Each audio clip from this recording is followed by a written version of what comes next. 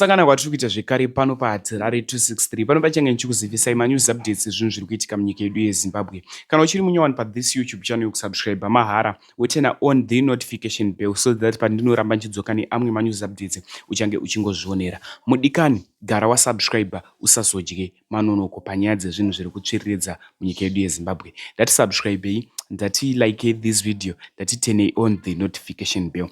Vadikani sekuzwa kwamunozviita manews updates epanapa tinoona kuti kamabatanidza tinenge tichiitira kuti uwane manews updates akangoti wandei pasame video.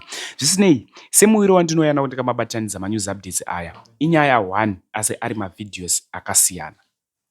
First update ivideo raProphet Nyamakanga. Prophet Nyamakanga vakabuda mastreets esocial media vachiti vanhu vari kudiwa kucup clash. Cup clash iri kuitirwa kwaProphet Makandiwa yekufembera chinhu chinge chiri muhomwe chiya vakadoma mazita vakadoma. Ndinoda kukuisirai vhidhiyo rachona. Hanzi ava ndo vanhu vari kudiwa ikoko, vanozviti vanoona vatinoona pasocial media vachizviti ndizvo zvibaba, ndo vanhu vari kudiwa. Ndatione this video. kwaProphet Makandiwa vakadaidzira vakati vari kuda maprofita ose vaya vanozviti vanoona zvemandiriri, vari kuda futi n'anga kana dziripo dzinoratidzwa, vari kuda masorcerers, maenchanters kana aripo, vari kuda maoracle, masiya, vana madzibaba mutongi. Muri kudiwa uko. Handine ndima maitsviriridza muchiti mune tsvimbo dzekuti mukasimudza vanhu vanoputsika vachidonha, muchiti mune power. Hanzi navamakandiwa chiregedzai zvenyu kusharangazvika. Kune million USD iripo, endai mundoitora. Kana muine tsvimbo dzekuti mukasimudza vanhu vanodonha, ko tsvimbo dzingazotadze kunongedzera pane million. Makamirirwako vana Prophet T Freddy, zviya zvatinenge tichiona pamaTV muchiita zviya, muri kukumbirwa kuti mumbozviitira kuUFIC mubve muine million. Vana Miracle Poul makamirirwako, vana Bushiri ameno kuti vana angel vanokwana here papo. Nemi vana angel makamirirwa uko, makamirirwa naProphet Makandiwa. Hanzi munhu wese anoti anoona. Vana Bushiri munovati mameja 1 pakuprofita, ndiani asingade million? Kana aripo waunofungira kuti hanzi anoona akamirwa naMakandiwa. God bless you. Next video ivideo raProphet wabuda mastreets esocial media. Prophet ava why vari kutrenda, why vari kupisa. Prophet Maihwe wabuda mastreets esocial media vachitaura kuti Prophet Miracle Poul vari kufanira kunokumbira ruregerero pane zvavakaita kuna Prophet Makandiwa. Hanzi vakatadza zvavakaita zvese zvavakatadza, vari umwe munhu ndavaende vanokumbira ruregerero nguva ichipo. Vadikani ndokumbira kuti zvanofuka mucomment section unobvumirana navo iri Prophet avada kukuisirai vhidhiyo. Da kuti muteke masaidzi ese after wapedza kuona vhidhiyo iroro. Zvanda kuita munguva inoi ndakukusiyai muchiona vhidhiyo. Ini hatirare, muchandoona zvekare munguva inotevera. Saka ndatigarei tasubscribe, ndatigarei tatena on the notification bell. Much love. At this point, I think offering an apology would be the best thing you can do, because you made threats and insulted somebody that simply taught a message and highlighted few points that if there is someone who can prove wrong the points that I'm highlighting here, please come and prove to me. So Prophet Makandiwa he taught a message on Sunday, and I realized today that some of these youngsters are actually lost, because the level of insults that came out of their mouth, insulting someone who didn't mention anyone's name.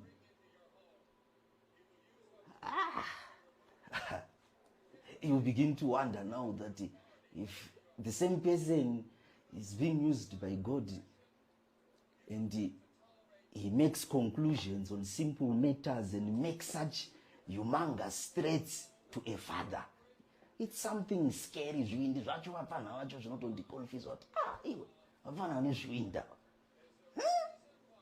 Prophet Makandiwa was preaching a sermon, and he said, look guys, I have to be frank enough with you. This world that we are living in, there may be powers and supernatural powers, but there are certain things that needs caution. And one of the things that requires caution in the land is the mushrooming of prophets who claim that they can see everything. So there is prophecy and there are gifts of prophecy, and you can't tell me about prophecy, he said, Prophet Makandiwa. Because you are all aware that we operated in this dimension and we are still operating in this dimension.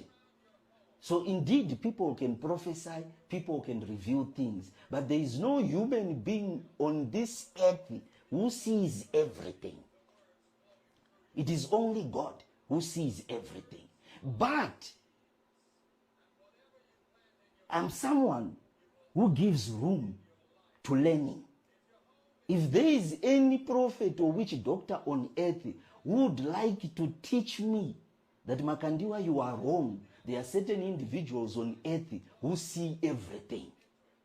No. I would love that person to demonstrate it to me so that I can learn. And in appreciation to their demonstration, I'm willing to sacrifice $1 million and say to the person, thank you for teaching me something new. From today, I now know that there are human beings on earth that sees everything, and there are human beings on earth who know everything.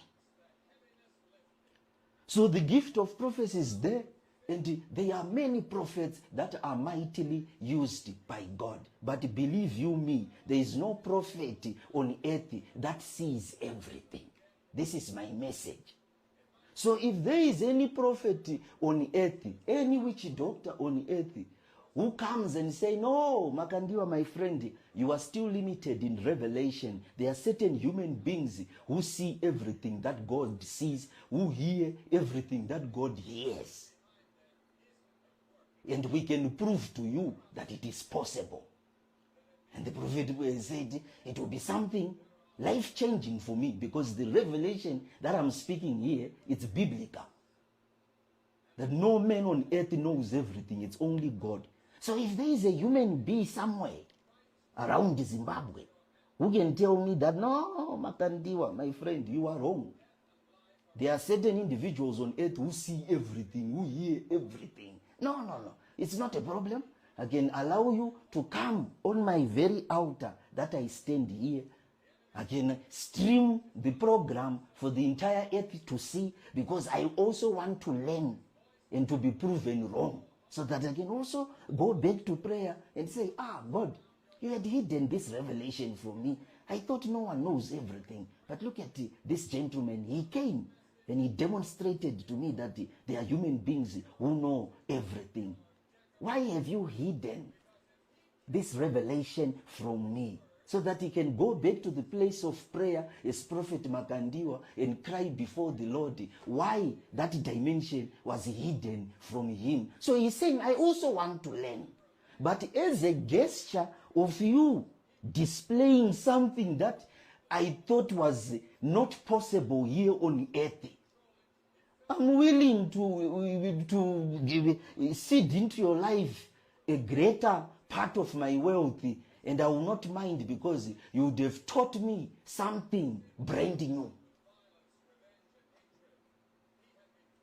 So I'm not going to say there are no prophets. No, how can I say that? There are prophets, says Prophet Makandiwa. I'm not going to say people don't prophesy. No, how can I say that people prophesy? But I'm saying no human being on this planet knows everything. It is only God who knows everything here on earth. But if you want to prove me otherwise, I will welcome you to the ministry. You come and I say, my friend, knowing everything, are you sure? Yes. Me, I know everything. God tells me everything, Makandiwa. Well, it's not a problem. It's not a problem. Please, in front of UFI, in front of the media, please demonstrate to us that some human beings know everything. I'm sure it will help Christianity. Even myself as Prophet Makandiwa, I'll go back and do 40 days, 40 nights in the mountain, because you would have shocked me that you have surpassed the Bible and you have proven the Bible wrong. So I'm inviting everyone to come. And then another person hears that message, and instead of understanding what is being said, he comes and begins to make threats.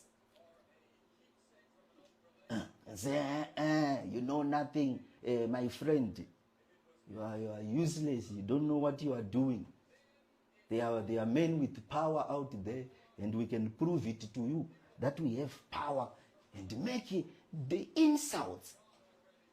Now, if the same prophet who listened to the program that Prophet Makandiwa just held now, handikuona kuti kunyara kwacho unotozoshaya kuti unoenda pavanhu sei apa wamhanya kutaura uchituka wakuinvolva nemukadzi wemunhu asina zvaakuita nanikire prophetess havana kana nyaya nemunhu prophetess kuchecho vanenge vakagarawo zvavo vachiparidzirwa kana mudhara vananikire vachidai vachita wakutohaka nemukadzi wemunhu futi ipapo uchiisa mathiretsi kuita kunge munhu ataura zita kuita kunge munhu atuka vanhu angoti ninomana ndinoziva kuti chiprofita chiriko haisi sikireti varume munozviziva munondipupurira saMakandiwa tinofamba nematarema ekuprofita aya hazvisi zvinyowana asi ndinoda kuti vanhu muzive kuti hakuna munhu anoziva zvese regai kunyeperwa kunzo uku muprofita anototembawo zvaanopiwa naMwari haungazive zvese iwewe panyika panapa hatakutofanira kukunamata watoMwari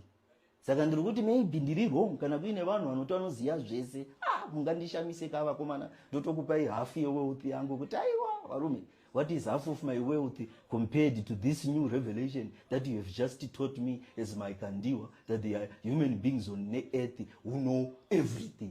Saka ndokupawo half yewealth sawira because ndezvepasi izvi kuti torawo half mupana aiwa wandidzidzisa chinhu chinyowani wandishoka mupana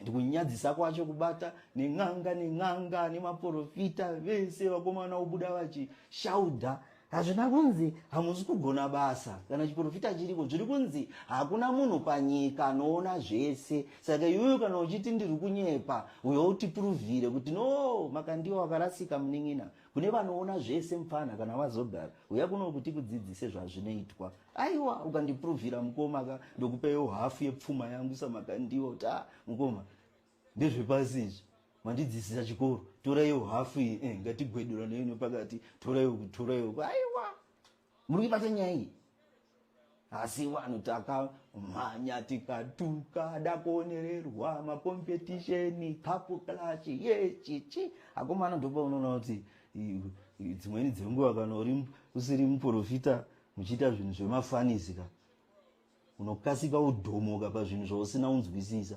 pazvinozobuda pachena kuti aiwa hapana kutaurwa zita remunhu hapana munhu atretenwa unozonyarira papi manje iwe wamhanya kuti ye handikuri kuibata manje nyaya yandiri kutaura iyi saka Prophet Makandiwa havana kudzora mabhreki zviri kunzi Sunday it's fine wakomana inini ndiri kutaura kuti maprofita ariko muZimbabwe anoprofita neni wacho Makandiwa ndiri prophet asi ndiri kuti hakuna munhu pasi pano anoona zvese watoMwari kaukadaro but handidi kakuti ndikubatirire padoctrine rangu chete maybe ndiri wrong kuna ana godobori kunzo uku nemafia rinoona zvese tingakumbiriwo wakomana please uyaiwo paSunday nekuda kwekuti takunonotsai kuenda kumachachi kwenyu muchiya kuUFI kuzondipuruvhira kuti munoona zvese aiwa willing kupartnawo kuti prophet sorry takata mamisa vanhu kuchechi tine urombo prophet mamisa vanhu kuchechi kwenyu kuti munge muri kuUFI muchitipuruvhira kuti munoona zvese saka please from now sezvo matipuruvhira kuti munoona zvese UFI neni Makandiwa ndakupartner neni ndakutokubatsirai matosahwira wangu ndakutopfugamawo muchindinamatira ndava mandidzidzisa chikoro chitsva panyika pano tochete zvataurwa saka vanhu vanokasika kutaura ini ndotoona ngei ndo saini yacho kutoratidza kuti munhu akarasika. Ukaona uchikasika kudhomoka uchienda neengo isiriyo pasinhu zvisina kutaurwa ka indotoona kunge ndoitori saini yacho yekuti uri fake prophet. Ndomaonelwa handinotoita haikona kumhanya pazvinhu zvausatowanzwisisa. Wakuda kutoisa nemathreats uchibatanidza nevakadzi vevanhu vasina mhosva. Mukadzi wemunhu apindira papipa hapana kutaurwa zita. Hapana Prophet Makandiwa hapana kutaura kuti Zimbabwe yese hakuna maprofita. Vataura kuti muZimbabwe hakuna muprofita anoona zvese. Saka kuri kuita maprofita kunzoku vari kupa impression yekuti hana chaasingaona anoona zvese. Inini naSamakandiwa ndopandiri kuti chiprofita chiriko kana nhamba yemunhu unoprofita kana ID kana mazita kana house number ndizvo zvese izvozvo zviriko. But haungazive zvese semuprofita ndiMwari chete anoziva zvese. Unotorilayawo nezvaunozarurirwa nedenga. Kasi kana muchida kuti hazvisirizvo uyai zvenyu mutipuruvhire haisi mhosva vakomana pamusoro pazvo nekuda kwokuti matidzidzisa chikoro chitsva I'm willing kuti mutoro 1 million vakomana because aiwa teta kutofanira kakutodzidza kwamuri varume. Saka ndiri kutoona kuti maprofeti nanagodobori nanikire vatuka vane kuisa tuma conspiracy chichi vakanganisa vakomana zvimwe zvacho zvechido kusadaro. So vakomana tinorasika tikada umhanya manje kuita dzungu manje handimazvona iko zvino hakusisina revival kwane revolvement yekuti people are moving from one church to the other. Saka chiprofita chaita manje kuti kuite revolvement yekuti kukanzi uyu apisa vanhu vanoti hu ikoko, uyu apisa vanhu vanoti hu ikoko. Saka manje unogona kurasika manje nekuwanda kwevanhu mbijani usiri kuziva kuti vanhu ivavo vane machechi avo vari kungouya kungotaimira chiprofita chete nekuda kwezvavari kuona pasocial media. Saka unogona kukanganisika manje kuti wandei kwetu vanhu manje kokufurira kuona kunge ndiwo wakutopisa muZimbabwe. Hazvichande zvichidaro mukoma vanhu havatende zvekumhanya. Ukaona waita faithful member baba yekuti munhu iye atove kuchechi kwako anoita gore achiuya ibasa rakakura iroro. 3/4 evanhu vatiinavo mumachechi vanhu vari kutongoya kuzobatsirwa vaine machechi avo kudhara. Zvazosiyana unana mudhara Makandiwa avo kuti vakagona manje kufudza vanhu vavo vane mamembers chaiwo UFI. Saka unogona uonererwa manje uona manje kuwanda kweti vanhu mbijani chichi pepe obva anokanda mathreats enhanikire. Handimukibata nyaya ndiri kutaura. Saka ngatisadaro varume pano I think mafia iri kufanira kuapologiza because ndofunga vanhu vamaonawo zvataurwa naProphet Makandiwa nhasi munondibhiro witness kuti batizelo Makandiwa vanhu vangoshauda zvavo but hapana chakaipa chataura kuti aiwa maprofeti ariko chiprofita chiriko but hakuna munhu anoona zvese. Asi kana paine wari kupokana nazvo aiwa ndingatoda kudzidzawo futi inini saMakandiwa uyai mutipuruvhire kuti Makandiwa hazvisirizvo munin'ina kune vanoona zvese. Malevels anoita sei anosiyana. Saka rega tikudemonstratere kuti kune vanoona zvese zvinoonekwa naMwari. Zvikanzi mukandipuruvhira aiwa munenge mandibatsira varume ndendadzidzawo chikoro chitsva. Ndinosheyawo nemipfuma yandapi uropafadzwa ona yekuti varume mandipuruvhira zvinhu zvandandingazive chiri chiuya kuti gwedilane nepakati pfuma yandakaropafadzwa onayo nemweya torowo hafu ndosarawo nehafu saMakandiwa. Ndava zvawandipuruvhira izvi zvakakosha kudarika any form of wealth yepasi panapa.